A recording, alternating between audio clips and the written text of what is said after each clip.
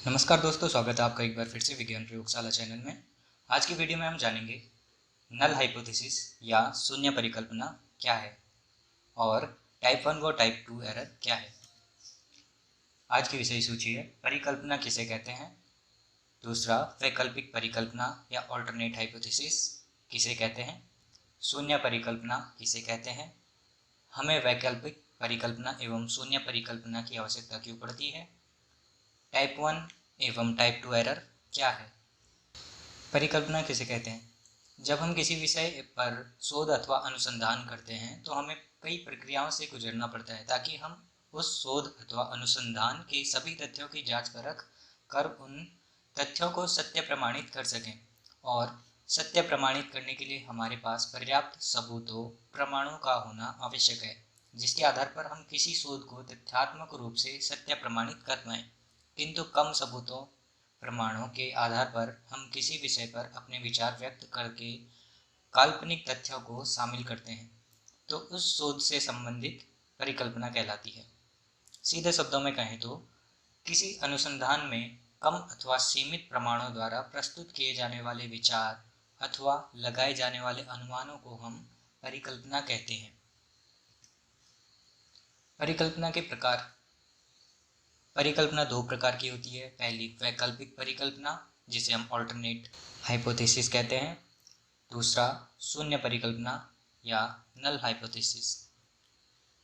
वैकल्पिक परिकल्पना या अल्टरनेट हाइपोथेसिस किसे कहते हैं? जब किसी शोध में अपनी परिकल्पनाओं के आधार पर शोध से संबंधित दो या दो से अधिक चरों के बीच किसी संबंध होने की कल्पना की जाती है तो यह कल्पना वैकल्पिक परिकल्पना या ऑल्टरनेट हाइपोथेसिस कहलाती है। उदाहरण के लिए, यदि किसी खोज में तीन चर ए बी सी मौजूद हैं जिसमें हमने उस खोज के दौरान ऐसा अनुभव कर अनुमान लगाया कि वस्तु ए का संबंध वस्तु बी से है और इन दोनों का संबंध किसी अन्य वस्तु बी सी से है, हमारे द्वारा लगाया गया यह अनुमान कि यह तीनों आपस में संबंध रखते हैं, यही वैकल्पिक परिकल्पना कहलाती है। इसे हम H1 से प्रदर्शित करते हैं। शून्य परिकल्पना किसे कहते हैं? शून्य परिकल्पना वैकल्पिक परिकल्पना की प्रतिलोम है, जिसमें हम यह कल्पना करते हैं कि दो या दो से अधिक चरों के बीच आपस में कोई भी संबंध नहीं है। इसी को हम शून्य परिकल्पना कहते हैं। इसे H0 से प्रदर्शित किया जाता है। उदाहरण के लिए, हम उपरोक्त वैकल्पिक परिकल्पना के उदाहरण से समझते हैं कि जैसा उपरोक्त उदाहरण में कल्पना की गई है कि तीन चरों में आपस में कोई संबंध है, किंतु यदि हम यह कल्पना करते हैं कि यह तीन चरणों में कोई भी संबंध नहीं है, यह आपस में पूर्ण रूप से स्वतंत्र है, तो यह परिकल्पना शून्य परिकल्पना कहलाती है। इसके पश्चात हम इनके प्रत्येक पहलू पर शोध करते हैं और किसी परिणाम तक पहुंचते हैं। हमें वैकल्पिक परिकल्पना एवं शून्य परिकल्पना की आवश्यकता क्यों पड़ती है?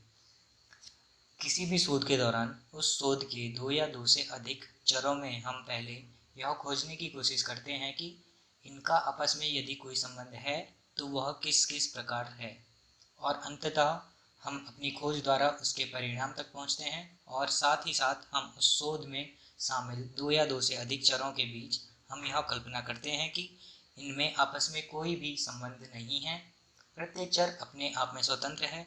तब हम इन सभी चरों के अलग अलग पहलुओं की खोज करके किसी परिणाम तक पहुंचते हैं। इन दोनों परिकल्पनाओं के आधार पर हम अपनी खोज को पूरा करते हैं, इसलिए यह दोनों परिकल्पनाएं शोध में बहुत ही आवश्यक है। किंतु शोध में केवल शून्य परिकल्पना का ही परीक्षण किया जाता है, क्योंकि यह स्थिर परिकल्पना होती है। इसमें केवल दो या दो से अधिक चरों के बीच परीक्षणों द्वारा यह सिद्ध करना होता है कि इन दो या दो से अधिक चरों में कोई भी संबंध नहीं है, तो यह आसान प्रक्रिया होती है। इसलिए शोध में सबसे अधिक शून्य परिकल्पना का ही परीक्षण किया जाता है। टाइप 1 एवं टाइप 2 एरर क्या है?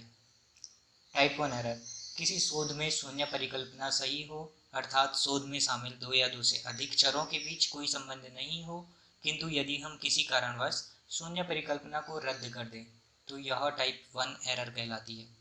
क्योंकि यह बहुत बड़ी गलती होती है, इसलिए इसे सबसे पहले रखा गया है। टाइप 2 एरर, किसी शोध में शून्य परिकल्पना गलत हो, अर्थात शोध शोध में शामिल दो या दो से अधिक चरों के बीच कोई संबंध हो, किंतु यह हम शोध में नहीं खोज पाए, जिसके आधार पर हमने यह मान लिया है कि शून्य परिकल्पना ही सही है, तो यह टाइप 2 एरर कहलाती है।